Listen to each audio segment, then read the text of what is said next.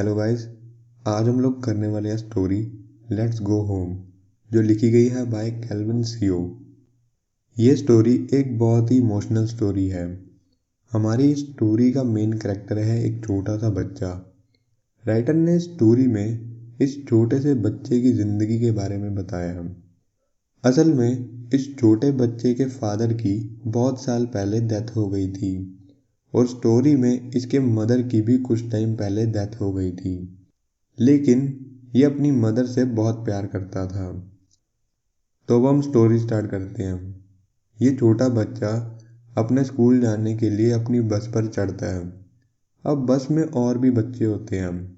जिस टाइम ये अपनी बस पर चढ़ता है उस वक्त बस में सारे बच्चे बंटों के बारे में बात कर रहे होते हैं।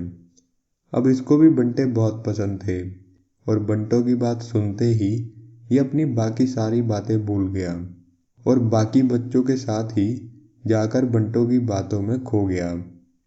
और इस बच्चे के बारे में सभी स्कूल में कहा करते थे कि यह बड़ा ही सेंसिटिव और एब्सेंट माइंडेड रहता है। अब आगे क्या होता है कि स्कूल बस में बातें करते करते सब बच्चे कब स्कूल पहुंच जाते हैं इन्हें पता नहीं चलता और बस से उतरने के बाद ये सारे के सारे सीधा अपनी क्लास की तरफ जाने लगते हैं। और जब ये छोटा बच्चा अपनी क्लास में जा रहा होता है तो कोई एकदम से इसके बारे में बोलता है कि इसको सैटरडे का दिन बहुत पसंद है क्योंकि अगला दिन संडे का होता है। लेकिन वो छोटा बच्चा उससे कहता है कि तुम ठीक कह रहे हो, लेकिन इसकी एक और वजह भी है। वो कहता है कि असल में सैटरडे जैसा और कोई दिन नहीं होता। सैटरडे को घर पर मैं अपनी मदर के साथ होता हूँ और सैटरडे को मैं घर पर जाकर अपनी मदर के साथ बहुत गप्पे मारता हूँ क्योंकि बाकी दिन उन्हें घर पर काम करना होता है और मैं भी बाकी दिन अपने स्कूल का होमवर्क करने में थोड़ा बिजी रहता हूँ। लेकिन सैटरडे के दिन मैं और मेरी मदर फ्री होते हैं तो हम साथ में एक दूसरे के साथ थोड़ा टाइम स्पेंड करते हैं। अब ये सब बताने के बाद ये छोटा बच्चा चला जाता है अपनी क्लास में। इसकी पहली क्लास स्टार्ट होती है रीडिंग से, अगली क्लास होती है अर्थमेटिक की और उससे अगली क्लास होती है इंग्लिश की। इसके बाद इसकी लंच ब्रेक हो जाती है और लंच ब्रेक के बाद हिस्ट्री और ज्योग्राफी की क्लास लगती है और वो दिन था सैटरडे का। तो सारी क्लासेस लगने के बाद ये लोग चले जाते हैं आखिर में अपनी लाइब्रेरी में। वहाँ पर ये छोटा बच्चा एक स्टोरी पढ़ता है। वो स्टोरी होती है एक क्लेवर राजा की जो शैतान को मारकर अपने विलेज के लोगों को बचा लेता है। और उस छोटे बच्चे को यह स्टोरी बड़ी अच्छी लगती है। वो सोचता है कि जब मैं घर जाऊंगा तो घर जाकर मैं अपनी मदर को इस स्टोरी के बारे में ज़रूर बताऊंगा। अब इसके बाद क्या होता है कि स्कूल की छुट्टी हो जाती है तो वो छोटा बच्चा छुट्टी के बाद स्कूल बस में जाने की बजाय पैदल ही अपने दोस्तों के साथ अपने घर जाने के लिए निकल पड़ता है। उसके साथ उसके 4 दोस्त होते हैं। उसके दोस्तों का नाम था नेड, राम, पीटर और गोपाल।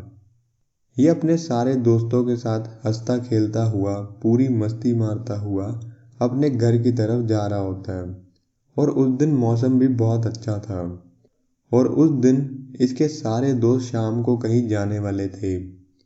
नेड इससे कहता है कि मैं आज शाम को पिक्चर देखने जा रहा हूँ। राम कहता है कि आज शाम को मैं आइसक्रीम खाने के लिए जाऊँगा। पीटर कहता है कि मैं शाम को हॉर्स राइडिंग करने जा रहा हूँ और गोपाल कहता है कि हाँ, मैं भी आज एक शादी में जा रहा हूँ। तो ये भी अपने दोस्तों से कहता है कि हाँ, मैं भी घर जाकर जब हाथ मुंह धो लूँगा तो मेरे लिए भी घर पर एक लेमन पाई मेरा इंतज़ार कर रहा है जो मेरी मदर ने मेरे लिए बनाया है। अब रास्ते में चलते चलते एक शॉर्टकट आ जाता है जहाँ से ये छोटा बच्चा अपने घर जल्दी जा सकता था। तो ये अपने दोस्तों से कहता है कि तुम लोग घर जाओ, मैं इस शॉर्टकट से अकेला अपने घर की तरफ चला जाता हूँ।